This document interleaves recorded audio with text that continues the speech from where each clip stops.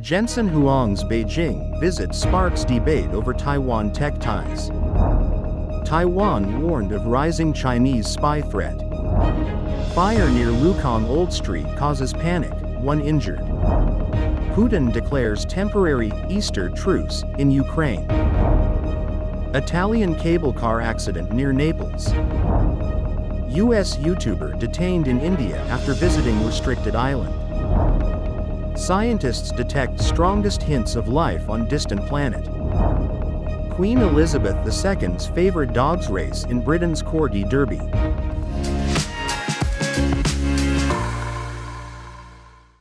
Hello everyone, I'm Oceana. Thank you for joining us on Funday News. It is Monday, April 21st, World Creativity and Innovation Day, and here are our top stories.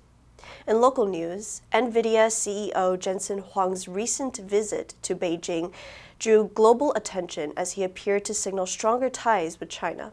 Financial media leader Xie Jinhe called it a symbolic gesture at a critical moment, raising concerns for Taiwan's server and AI industries. However, some say business is business.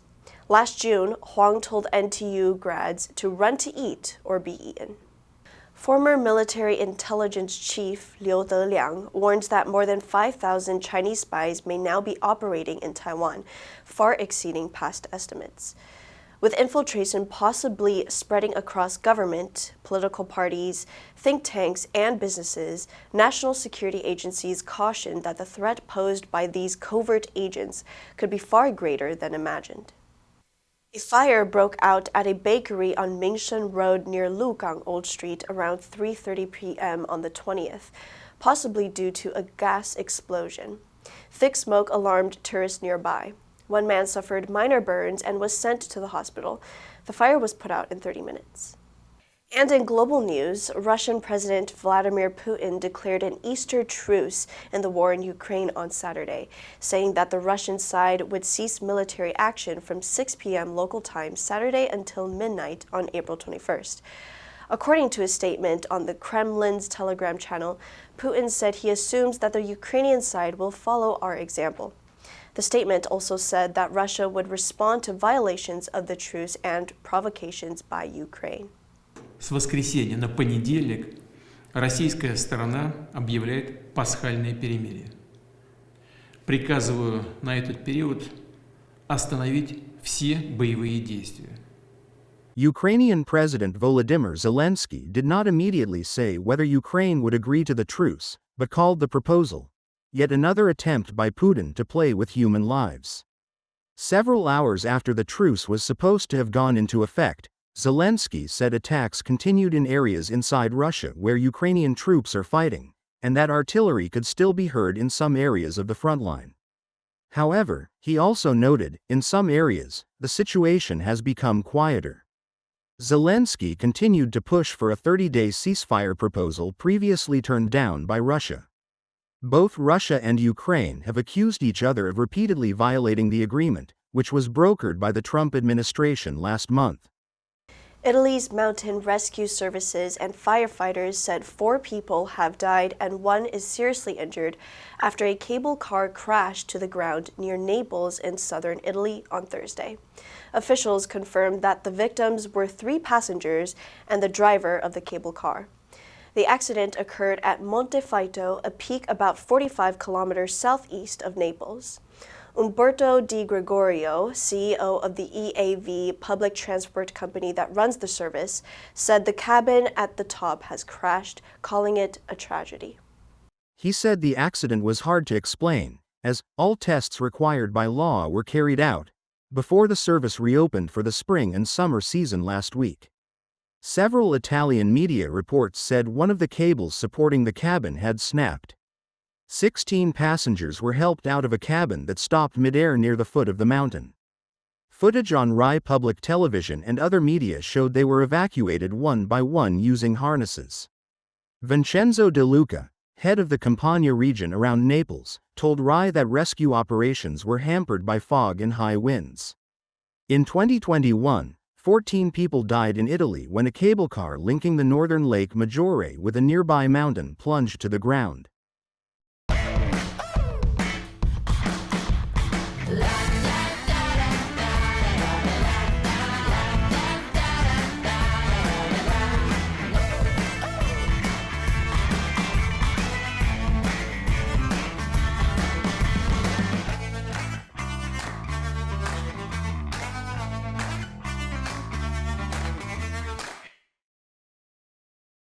24-year-old American YouTuber who was arrested after visiting an off-limits island in the Indian Ocean with hopes of establishing contact with a reclusive tribe was further detained in custody on Thursday. Mikhailo Viktorovich Polyakov will next appear before a local court in Port Blair, the capital of India's Andaman and Nicobar Islands, on April 29th.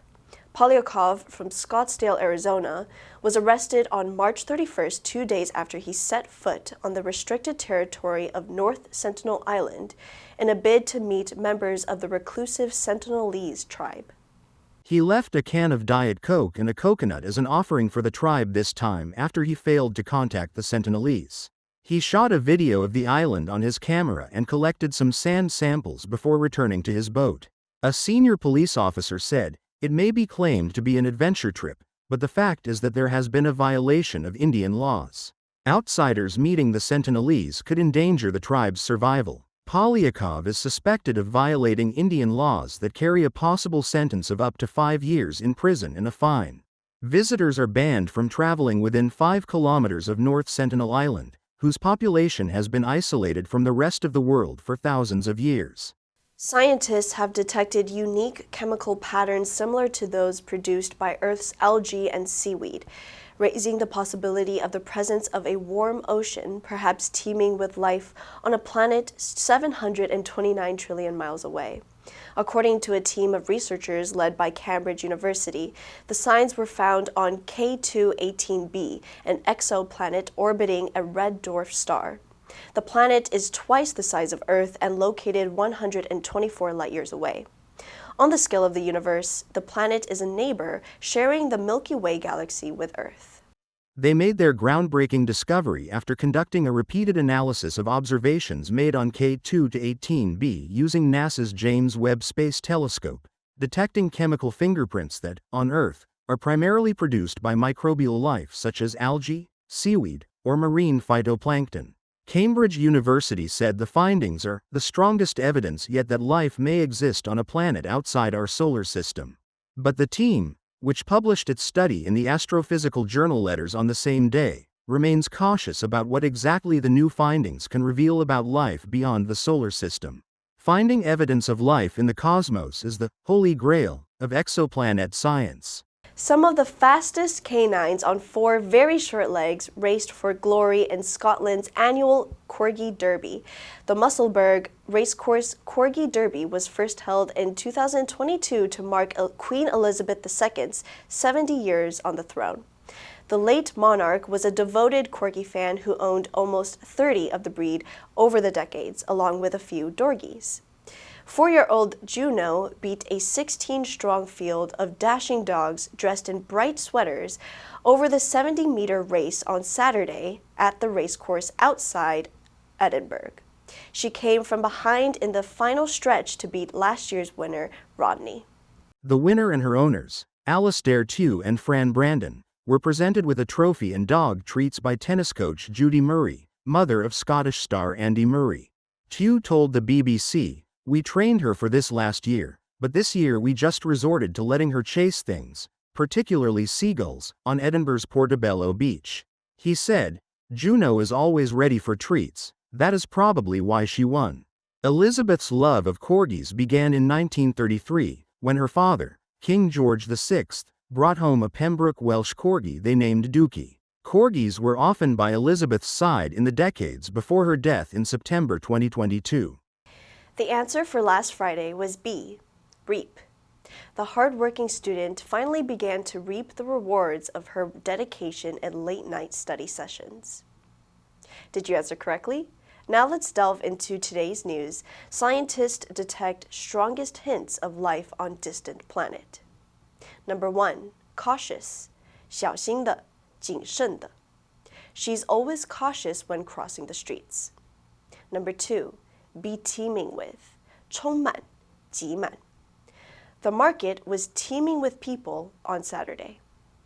Number 3, microbial, 微生物的.